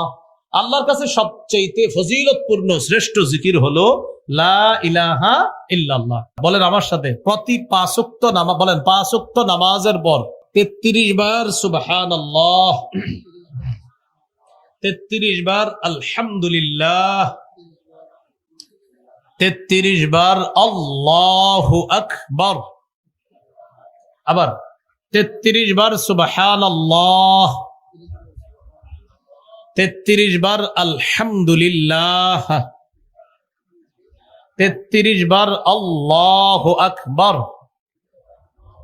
বলেন 3 33, 99 বার হওয়ার পর 100তম বারে এই দোয়াটি পড়ব, লা ইলাহা ইল্লাল্লাহু ওয়াহদাহু লা শারীকা লাহু, লাহুল মুলকু ওয়া লাহুল হামদ ওয়া হুয়া আলা কুল্লি শাইইন কাদির, গুফিরাত খাতায়াহু ওয়া ইন কানাত মিসলা জাবাদিল বাহরি। এই আমল যে করবে সমুদ্রের ফেনা পরিমাণ গুনাহ মাফ। এবার বলেন ঘুমের সময় 33 বার সুবহানাল্লাহ, 33 বার আলহামদুলিল্লাহ, 34 বার আল্লাহু আকবার। এই আমলটি নবীজি তার মেয়ে ফাতেমা রাদিয়াল্লাহু তাআলা আনহাকে শিখিয়ে দিয়েছেন। তাহলে এই 34 বারের যেটা, এটা আমরা ঘুমের সময় করবো। কেউ যদি নামাজের পরেও করে ফেলে সমস্যা নেই, আসলে নামাজের পরে ওইটা করে নেবে। 33 33 33 99। আর 100তম বারে লা ইলাহা ইল্লাল্লাহ ওয়াহদাহু লা শারীকা লাহু লাহুল মুলকু ওয়া লাহুল হামদু ওয়া হুয়া আলা কুল্লি শাইইন কাদির। আর ঘুমের সময় 33 আর আল্লাহু আকবার 34। বাস।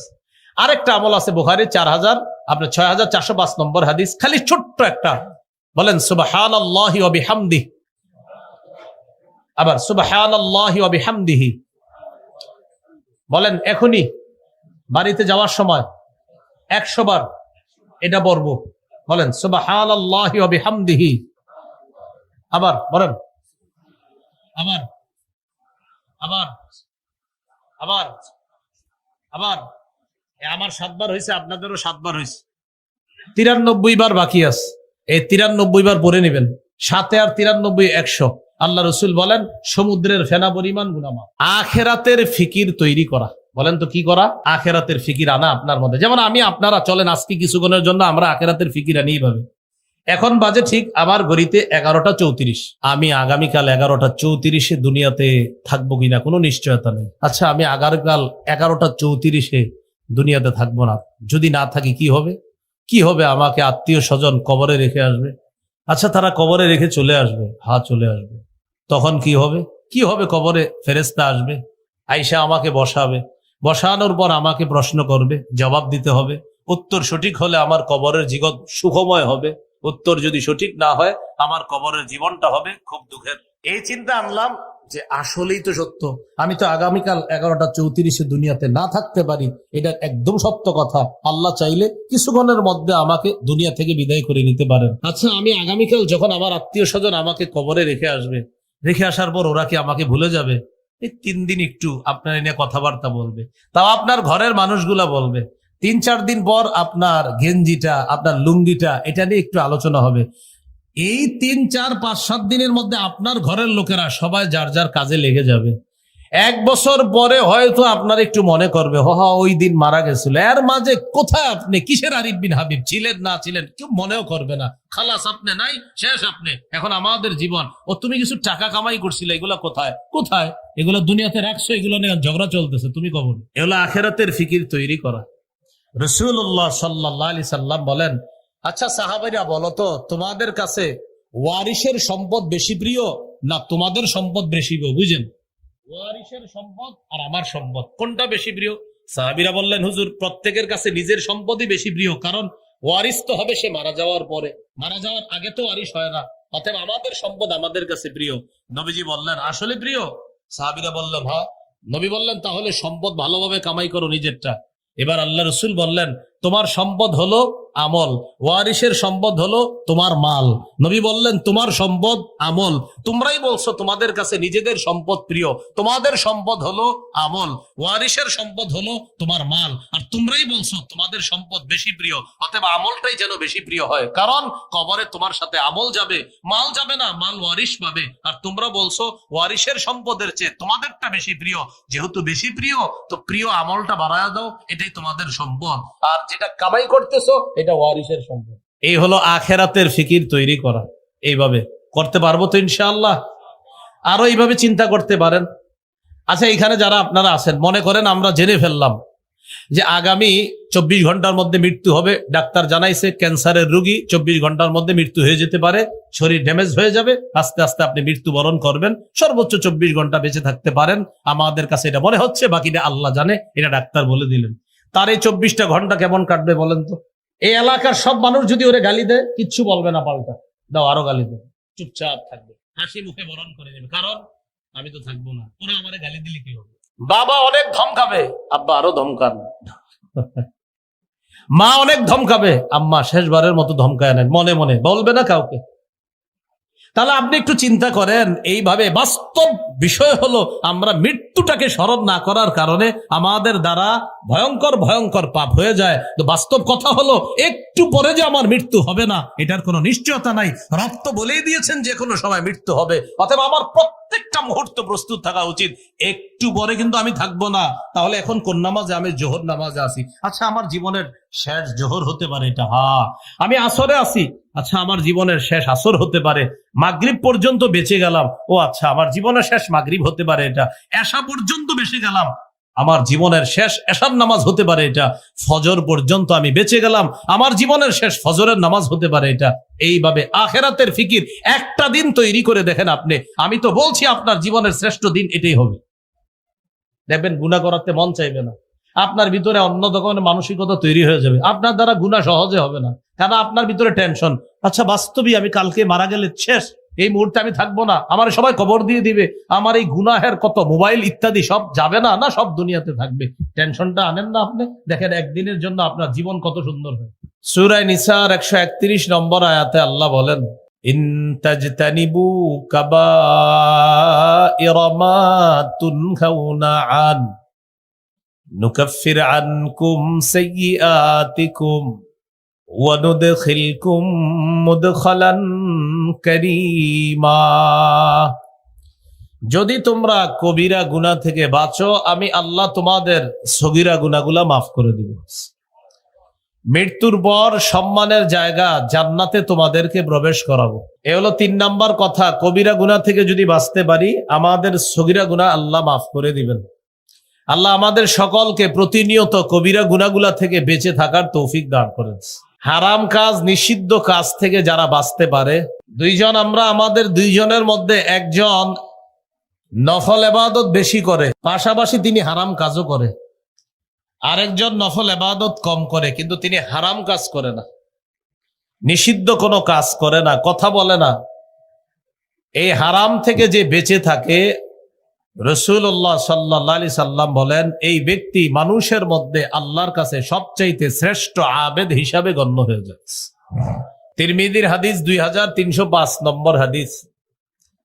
এই হাদিসের বর্ণনাকারী আবু হুরায়রা রাদিয়াল্লাহু তাআলা তিনি বলেন, রাসূলুল্লাহ সাল্লাল্লাহু আলাইহি ওয়াসাল্লাম বলেছেন, মাইয়াখুযু আন্নী হাউলাইল কালিমাত ফায়া'মালু বিহিন্না আও ইউআল্লিমু মান ইয়া'মালু বিহিন্না।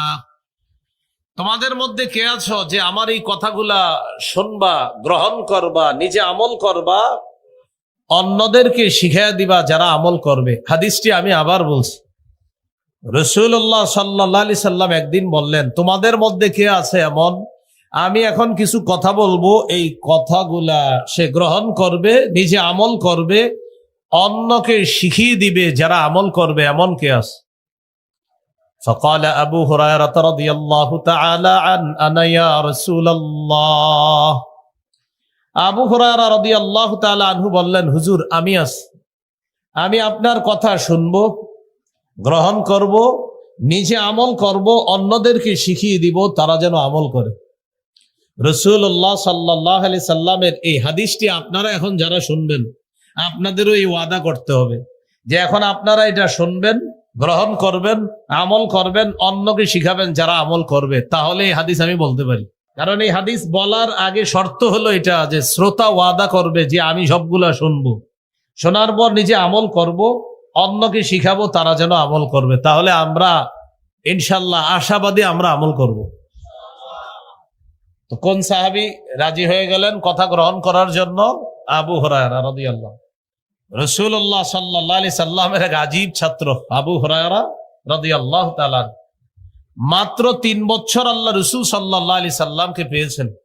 এই 3 বছরে আল্লাহ রাসূলের এত বেশি সোহবত লাভ করেছেন, সান্নিধ্য লাভ করেছেন। 3 বছর ছাত্র হিসাবে আল্লাহ রাসূলের ছাত্রদের মধ্যে শ্রেষ্ঠ ছাত্রদের একজনের মর্যাদা তিনি লাভ করছেন। কয় বছর মাত্র? তাহলে ওনার চেয়ে বড় বড় কত সাহাবী আরো কত বছর নবীজির পেয়েছেন, তিনি 3 বছর আল্লাহ রাসূলের ছাত্র ছিলেন। শুরুর দিকে তার মেধা অতটা শার্প ছিল না। আবু হুরায়রা রাদিয়াল্লাহু তাআলা আনহু এই হাদিসটা বলার পরে আপনাদেরকে ওইটা শোনাইতেছি যেটাতে নবী বলছে কে আছে আমার কথা গ্রহণ করবে, এটা শোনাইতেছি। এর আগে আরেকটা হাদিস শোনাই, বুখারীর বর্ণনা 119 নম্বর হাদিস। আবু হুরায়রা রাদিয়াল্লাহু তাআলা একদিন রাসূলুল্লাহ সাল্লাল্লাহু আলাইহি সাল্লামকে বললেন, সামি'তু মিনকা হাদিসান কাসীরা ফাআনসা। হুজুর আমি আপনার কাছ থেকে অনেক হাদিস শুনি, কিন্তু হাদিসগুলো আমি ভুলে যাই। ফাকালা রাসূলুল্লাহ সাল্লাল্লাহু আলাইহি ওয়াসাল্লাম উবসুত রিদাআক। রাসূলুল্লাহ সাল্লাল্লাহু আলাইহি সাল্লাম বললেন, তুমি তোমার চাদরটা বিছিয়ে দাও।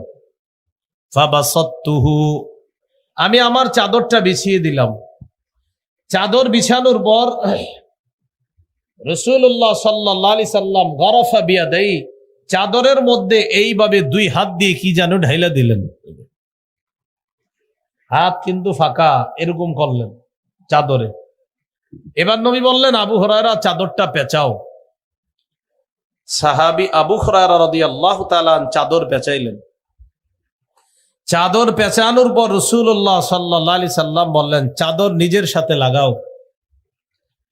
আবু হুরায়রা রাদিয়াল্লাহু তাআলা ওই চাদরটা নিজের সাথে লাগাইলেন। তিনি বলেন, ফাযামামতুহু, আমি চাদরটা আমার সাথে লাগাইলাম, ইলা সাদরি, আমার বুকের সাথে। বুকের সাথে এই শব্দটা সরাসরি হাদিসে নাই।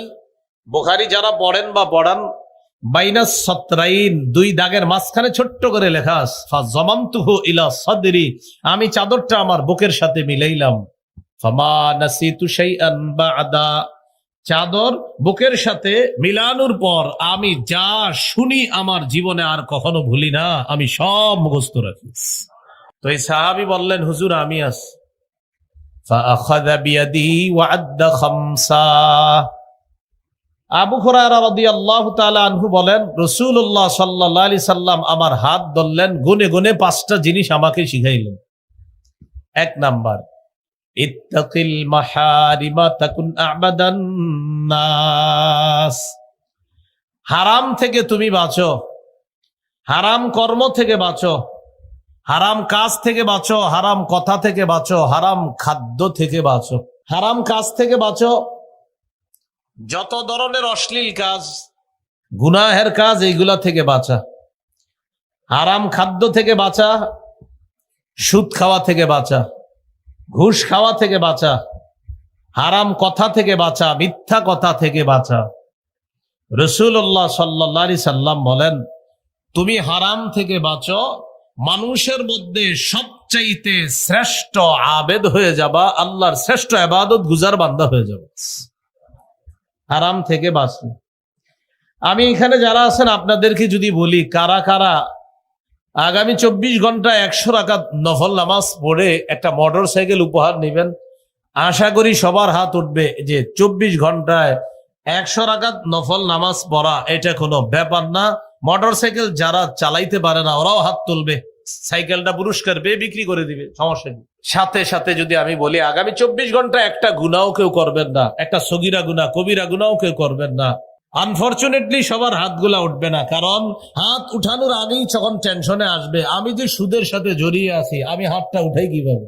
আরেকজন হাত উঠানোর আগে চিন্তা আসবে, আগামীকালই তো অমুকের সাথে জমি ব্যাপারে একটা লেনদেন করবো, সেখানে আমি একটা ধান্দামি করে 2-4 লাখ টাকা খামু, এটা তো আগামীকালই করবো, তো আমি কেমনে হাত তুলবো। এইভাবে অনেকগুলা হাত উঠবে না কেন, প্রত্যেকের টেনশনে এসে যাবে যে আমি যদিও 5 ওয়াক্ত নামাজ পড়ি, আমি ইবাদত বন্দেগী করি, কিন্তু আমি তো অসংখ্য অগণিত পাপের মধ্যে অলরেডি জড়িয়ে আছি, আমি কিভাবে হাত তুলবো যে 24 ঘন্টা গুনাহ করবো না।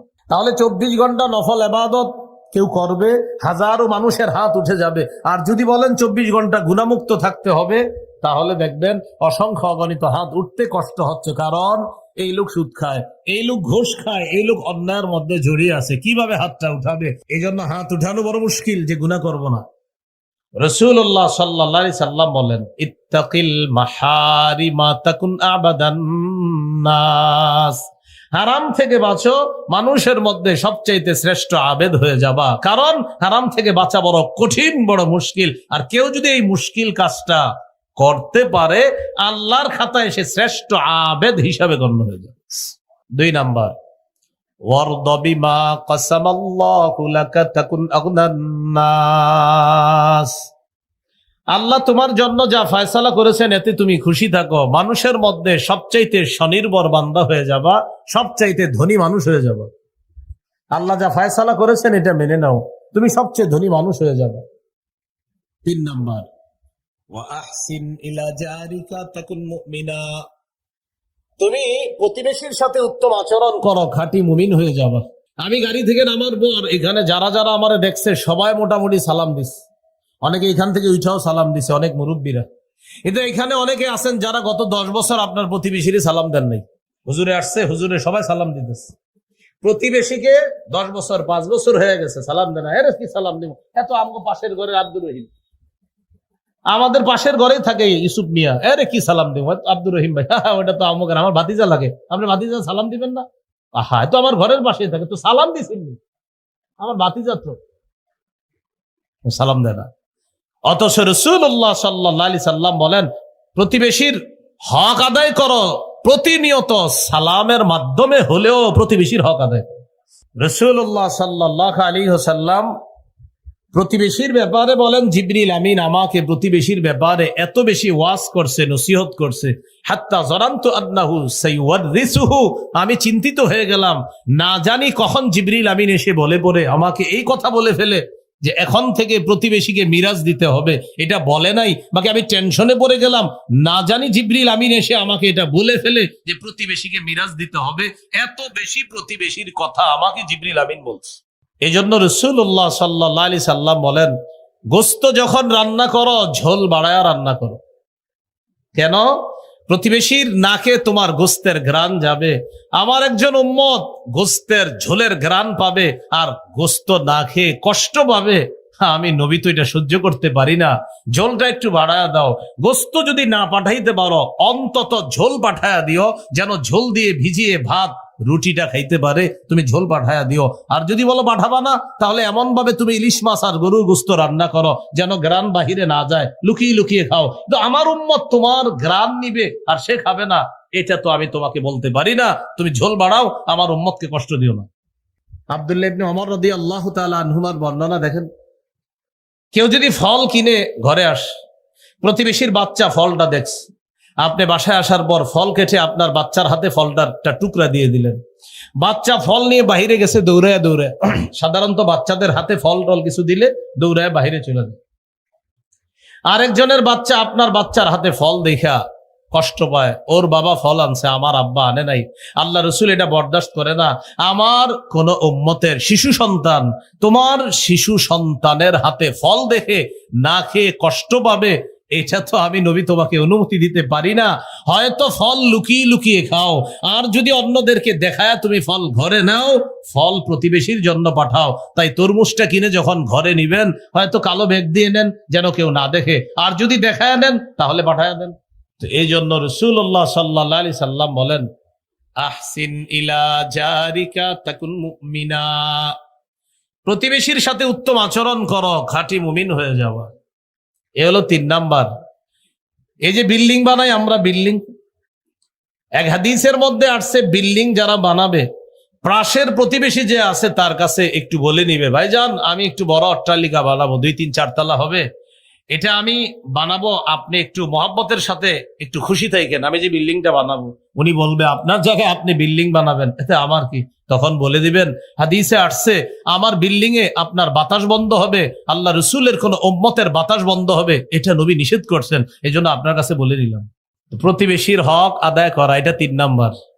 4 নাম্বার, ওয়া আহিব্বা লিন্নাস মা তুহিব্বু লিনাফসিকা তাকুন মুসলিমা, তুমি মানুষের জন্য সেটাই পছন্দ করো যা নিজের জন্য পছন্দ করো, খাঁটি মুসলমান হয়ে যাবা।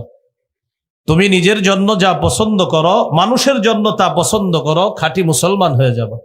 আপনি রাস্তা দিয়ে হাঁটতেছেন, হাঁটতে হাঁটতে হঠাৎ একটা কলার সিল্কা আপনার পায়ে লাগলো, আপনি পিছলে পড়ে গেলেন, উপরে তাকায়া দেখেন একটা জানালা খোলা, আপনার মাথায় আসলো নিশ্চিত এই জানালা থেকে কেউ কলা খেয়ে সিল্কাটা রাস্তায় ফেলেছে।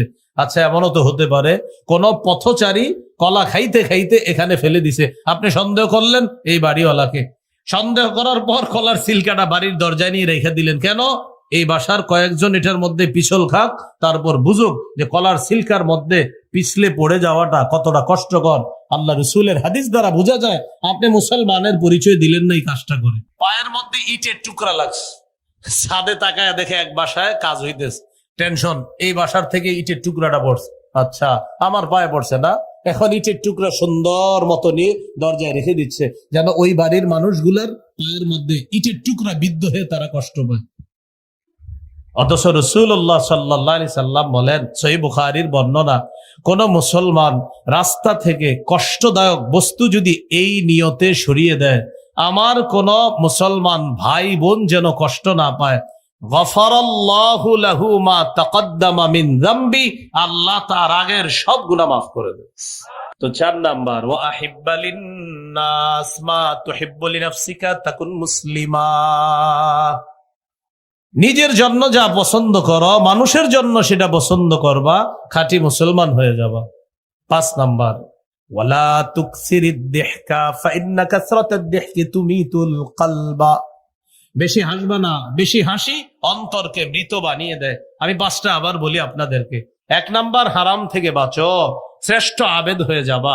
2 নাম্বার, আল্লাহ তোমার জন্য যা ফায়সালা করেছেন, বরাদ্দ করেছেন, খুশি থাকো, শ্রেষ্ঠ ধনী হয়ে যাবা। 3 নাম্বার, প্রতিবেশীর সাথে উত্তম আচরণ করো, খাঁটি মুমিন হয়ে যাবা। 4 নাম্বার, নিজের জন্য যা পছন্দ করো, অপরের জন্য সেটা পছন্দ করবা, খাঁটি মুসলমান হয়ে যাবা। 5 নাম্বার, বেশি হাসবা না, বেশি হাসি অন্তর মৃত বানিয়ে দেয়। আল্লাহ আমাদেরকে এই গুরুত্বপূর্ণ 5টা নসিহত আমরা গ্রহণ করে যেন আমল করতে পারি, আল্লাহ তৌফিক দান করে। বলেন, কখনো কোনো পাপ হয়ে গেলে সবার কাছে বলে বেড়াবো না, প্রয়োজনে কোন আল্লাহওয়ালা বুজুর্গের কাছে বলবো, আত্মশুদ্ধির জন্য।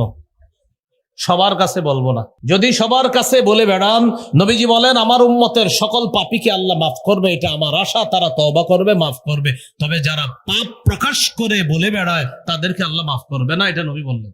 বুখারীর বর্ণনা, قال رسول الله صلى الله عليه وسلم كل امتي معافى الا المجاهرين।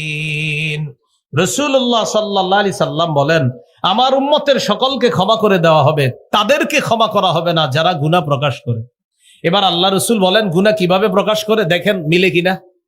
নবী বলেন, আমার উম্মতের অনেকে রাতের বেলা পাপ করে, সকাল হওয়ার পর তার এই পাপটার উপরে আল্লাহ একটা পর্দা ফেলে রাখছিলেন। ওয়াকাদ সাতারাহুল্লাহ, আল্লাহ তার এই পাপের উপরে একটা পর্দা ফেলে রাখছে। রাতে পাপ করছে, এখন সকালবেলা বন্ধুদের কাছে বলে বেড়ায়, আমিলতুল বারিহাতা কাযা ওয়া কাযা, আমি রাতে এই পাপ করছি, নাউজুবিল্লাহ। বন্ধুদের কাছে বলে বেড়ায়, আমি কালকে এই নাটক দেখছি, এই সিনেমা। ফেসবুকে স্ট্যাটাস দেয়, এই নাটকটার আমার এই অভিমত। ডিয়ার ফ্রেন্ডস, তোমাদের কি অভিমত? প্রত্যেকে তার অভিমত গুলা ব্যক্ত করো। কি সুন্দর ডিজিটাল পদ্ধতির গুনাহ। তো পাপ ফেসবুকে এখন বলে বেড়ায়। আমার বয়স্ক যারা আছেন, আমার বয়সী যারা ছোট বড় আছে, পায়ে ধরি হাতে ধরি, পাপ হয়ে গেলে ক্ষমা চান।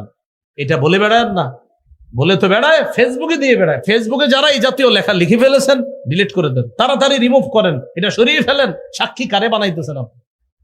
সহিহ মুসলিমের বর্ণনা, কিয়ামতের ময়দানে কোন কোন পাপীকে আল্লাহ পর্দার আড়ালে নিয়ে বলবেন, আতারিফু যামবা কাযা ওয়া কাযা, আচ্ছা তুমি কি এই পাপ করছো? ওই বান্দা স্বীকার করবে, হ্যাঁ আল্লাহ আমি এই পাপ করছি। আল্লাহ তাআলা পর্দার আড়ালে বলবেন, বান্দা তোমার কিছু ভালো কাজ আছে, এই কাজগুলোর কারণে আমি আল্লাহ তোমার ডান হাতে আমলনামা দিয়ে দিলাম, পর্দার আড়ালেই তোমাকে মাফ করে দিলাম, পাপগুলাও গোপন করে রাখলাম, আমি প্রকাশ করব না কারো কাছে, যাও ডান হাতে আমলনামা দিয়ে দিলাম। বলেন, আজকে থেকে যে কোনো পাপকে পাহাড়ের মতো মনে করব। আমি মনে করব আমার উপর একটা পাহাড়, এই পাহাড় আমার উপর পড়বে, আমি ধ্বংস হয়ে যাব। তাহলে আজকে থেকে যে কোনো একটা পাপ মনে করব পাহাড়, এই পাহাড় আমাকে ধ্বংস করে দিবে। এটা আমার কথা না, সহিহ বুখারীর বর্ণনা। আব্দুল্লাহ ইবনে মাসউদ রাদিয়াল্লাহু তাআলা আনহুর বর্ণনা, তিনি বলেন, ইন্নাল আবদাল মুমিনা ইয়ারা যুনুবাহু কাআন্নাহু কাঈদুন তাহতা জাবালিন ইয়াখাফু আন ইয়াকা আলাইহি। মুমিন বান্দা গুনাহকে মনে করবে পাহাড়, এই পাহাড়ের নিচে সে বসা, আর এই পাহাড় তার উপরে পড়বে, সে ধ্বংস হয়ে যাবে। তো মুমিন বান্দা মনে করবে সে একটা গুনাহকে, যে আমার উপর পাহাড়, আমি পাহাড়ের নিচে বসা, এই পাহাড় পড়বে, আমি ধ্বংস। আর পাপাচার, وَإِنَّ الْفَاجِرَ يَرَى ذُنُوبَهُ كَذُبَابٍ مَرَّ عَلَى أَنْفِهِ। পাপাচার গুনাহকে মনে করবে মাছির মতো। মাছি কি? নাকের সামনে দিয়ে যায় আর আসে, এই যে কোনো ব্যাপার না, কোনো ব্যাপার না। খুব মন দিয়ে শোনেন, আজকে ফজর বললেন আপনি, এখানে যারা আছেন আপনাদের মাঝে অনেকে আছেন এক ওয়াক্ত নামাজও ছুটে না, মাশাআল্লাহ। হঠাৎ একদিন আপনার কোনো কারণে একটা নামাজ ছুটে গেছে, আপনার এত পেরেশানি, চেহারাটা পুরো মলিন কালো হয়ে গেছে, মানুষ ভাবতেছে আপনি না জানি কয়েক কোটি টাকার সম্পদ লস করছেন, তো আসল কথাটা জানে না। সবাই কৌতূহল নিয়ে জিজ্ঞাসা করলো, ভাই তোমার সমস্যা কি বলো তো, সারাদিন তোমার মনটা খারাপ, আপনি যেই নামাজটা ছুটে গেছে কাজাও করে ফেলছেন, কিন্তু আপনার মন খারাপ যাচ্ছে না। তো সবাই বলতেছে কি ভাই কোনো সমস্যা, ব্যবসায় লস খাইছো কোটি টাকা? তখন চোখের পানি ছেড়ে দিয়ে বলতেছে, ভাই আমার গত 10 বছর 15 বছর একক নামাজ কাজা হয় নাই, আজকে হঠাৎ শয়তানের ধোকায় বা কোনো কারণে আমার একক নামাজ কাজা হয়ে গেছে, এই জন্য আমার মনটা এত খারাপ। ইমানদারের হালাত হবে এমন, তার একক নামাজ ছুটে গেল। আর পাপাচারের নামাজের পর নামাজ ছুটবে, বলবেন নামাজ পড়লাম না, পড়ি নেই তো কি হয়েছে, কালকেও জিজ্ঞাসা করছেন কি তুই না ফজর পড়বি, পড়ি নেই তো কি হয়েছে। ইমানদারের কাছে মনে হবে পাহাড়, পাপাচারের কাছে মনে হবে কি মাসি, বুঝছে, পড়ি নেই তো কি হয়েছে। ইয়া আইয়ুহাল্লাযীনা আমানু তুবু ইলাল্লাহি তাওবাতান নাসুহা, হে ঈমানদারগণ তোমরা আল্লাহর কাছে খাঁটি তওবা করো। আসা রাব্বুকুম আইয়ুকাফিরা আনকুম সাইয়্যাতিকুম, আশা করা যায় তোমাদের রব তোমাদের জীবনের সমস্ত গুনাহ মাফ করে দিবেন। এখন কথা হলো খাঁটি তওবার কি শর্ত, মুখস্থ করে ফেলি, বলেন তওবার 4টি শর্ত। 1, অতীতের গুনাহ ছেড়ে দেওয়া। 2, অতীতের গুনাহের উপর অনুতপ্ত হওয়া। 3, প্রতিজ্ঞা করা ভবিষ্যতে এই গুনাহ আর করব না। আবার বলি, 1, অতীতের গুনাহ ছেড়ে দেওয়া। 2, অতীতের গুনাহের উপর অনুতপ্ত হওয়া। 3, দৃঢ় প্রতিজ্ঞা করা আমি ভবিষ্যতে জেনে বুঝে এই গুনাহ আর করব না। 4, আমার জিম্মায় কোন বান্দার হক থেকে থাকলে হক আদায় করে দেওয়া, কেননা বান্দার হক বান্দার কাছ থেকে আদায় করতে হবে, আল্লাহ মাফ করবে না। 4 নাম্বারটা গুরুত্বপূর্ণ, বান্দার হক থেকে থাকলে এটা আদায় করে দিতে হবে। তাহলে 2 নাম্বার গুনাহ মাফের উপায় খাঁটি তওবা করা। ইবনে মাজার হাদিস 4250 নম্বর হাদিস। عن عبد الله بن مسعود رضي الله تعالى عنه قال قال رسول الله صلى الله عليه وسلم التائب من الذنب كمن لا ذنب له। রাসূলুল্লাহ সাল্লাল্লাহু আলাইহি ওয়াসাল্লাম বলেন, গুনাহ থেকে তওবাকারী ব্যক্তি কামান তার মতো হয়ে যায়, লা যামবালা যার কোনো গুনাহ নাই। গুনাহ থেকে তওবাকারী ব্যক্তি তার মতো হয়ে যায় যার কোনো গুনাহ নাই। তাহলে প্রিয় ভাইয়ারা, 2 নাম্বার খাঁটি তওবা করা। 3 নাম্বার, এটা আমরা আমল করি, বলেন ইস্তেগফার পড়া। আস্তাগফিরুল্লাহ আস্তাগফিরুল্লাহ, এই যে আস্তাগফিরুল্লাহ 2 বার বললাম, আমাদের গুনাহ ঝরে গেছে। সুবহানাল্লাহ। সূরা আলী ইমরানের 135 নম্বর আয়াতে আল্লাহ বলেন, والذين إذا فعلوا فاحشة أو ظلموا أنفسهم ذكروا الله فاستغفروا لذنوبهم ومن يغفر الذنوب إلا الله ولم يصروا على ما فعلوا وهم يعلمون। এই আয়াতে 4টা কথা। 1 নাম্বার, যাদের গুনাহ হয়ে যায়। 2 নাম্বার, সাথে সাথে আল্লাহকে স্মরণ করে। 3 নাম্বার, আল্লাহর কাছে ক্ষমা চায়। 4 নাম্বার, জেনে বুঝে ভবিষ্যতে এই গুনাহটা করে না। আল্লাহ বলেন, তো আমি আল্লাহ ছাড়া গুনাহ মাফ করার আছে কে? আমি তো মাফ করে দিব। তাহলে 4টা বিষয় আয়াতে জানলাম। গুনাহ হয়ে গেল, সাথে সাথে আল্লাহকে স্মরণ করলাম, সাথে সাথে ক্ষমা চাইলাম, সাথে সাথে এই নিয়ত করে ফেলবো আমি এটা আর করব না। আল্লাহ বলেন, আমি আল্লাহ তোমার গুনাহগুলো মাফ করে দিব। তাহলে ইস্তেগফার পড়া 3 নাম্বার উপায়। 4 নাম্বার, এটা বললে মনে থাকবে, বলেন ক্ষমা পাওয়ার আশায় বারবার আল্লাহর কাছে ক্ষমা চাওয়া। ক্ষমা পাওয়ার আশায় বারবার আল্লাহর কাছে ক্ষমা চাওয়া, এটা হলো 4 নাম্বার। আল্লাহ মাফ করেন, আল্লাহ মাফ করেন, আল্লাহ মাফ করে দেন, আল্লাহ মাফ করে দেন, আল্লাহ মাফ করে দেন, বারবার বলে আল্লাহ মাফ করে দেন, আল্লাহ দেন না, আল্লাহ মাফ করে দেন, আল্লাহ আমার চেয়ে এরকম পাপী আর কেউ নাই, আল্লাহ আপনি ছাড়া তো আমার যাওয়ার জায়গাও নাই, মাহবুব দুনিয়ার মানুষ যদি আমার গুনাহ জানে কেউ আমাদের পরিচয় দিবে না, আমার সন্তান আমাকে বাবা বলে পরিচয় দিবে না, আল্লাহ মাফ করে দেন না। এইভাবে বারবার বলেন। দুনিয়ার রাশি রাশি বালু পরিমাণ গুনাহ যদি হয়, আল্লাহ তাআলা বলেন লাআতাইতুকা বিকরাবিহা মাগফিরা, আমি রাশি রাশি বালু পরিমাণ ক্ষমা নিয়ে তোমাকে ক্ষমা করে দিব। তিরমিজির হাদিস 3540 নম্বর হাদিস। এটা হাদিসে কুদসি। আল্লাহ তাআলা বলেন, ইয়া ইবনা আদম ইন্নাকা মা দাউতানি ওয়া রাজাউতানি গফারতু লাকা আলা মা কানা মিনকা ওয়ালা উবালি। হে আদম সন্তান, গুনাহ মাফের আশায় যতবার তুমি আমাকে ডাকো, আমি ততবার তোমার ডাকে সাড়া দেই, তোমাকে মাফ করে দিই। সহিহ মুসলিমের একটা হাদিস শোনায় আপনাদেরকে। এক বান্দার গুনাহ হয়ে গেছে, তো আল্লাহর কাছে ক্ষমা চাইছে। আল্লাহ ফেরেশতাদেরকে বলে, ও ফেরেশতারা, আমার বান্দার গুনাহ হয়ে গেছে। তারপর ও আমার কাছে মাপ চাইছে। কেন চাইছে জানো? আলিমা আন্না লাহু রব্বা, আমার বান্দা জানে ওর একজন রব আছে, ওই রব ইয়াগফিরুয যামবা, গুনাহ মাফ করে দেয়। এজন্য ও গুনাহ হওয়ার পর আমাকে ডাকছে। এই ফেরেশতারা শোনো, আমাকে কেন ডাকছে জানো? ও জানে ওকে মাফ করার মতো একজন রব আছে, তাই আমাকে ডাকছে। সাক্ষী থাকো, আমি আমার বান্দাকে মাফ করে দিলাম। মনে থাকবেন ইনশাআল্লাহ। এলো 4 নাম্বার। 5 নাম্বার, সর্বক্ষেত্রে রাসূল সাল্লাল্লাহু আলাইহি সাল্লামের আদর্শ বাস্তবায়ন করা। এটা বলেন ব্যক্তি জীবন, পারিবারিক